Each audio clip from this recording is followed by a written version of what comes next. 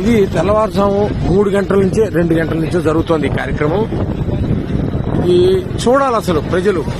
ఇది అర్ధరాత్రి 2 గంటలకు వీళ్ళు వచ్చారు.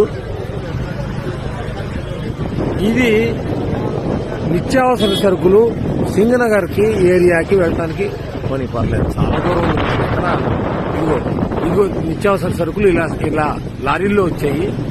ఇలా బియ్యం మీద, నాణ్యమైన బియ్యం, ఈ డైలీ ఇంటింటికి జరిగేటువంటి పంపించినటువంటి వ్యాన్ల మీద వీటిలోకి సప్లై జరుగుతోంది.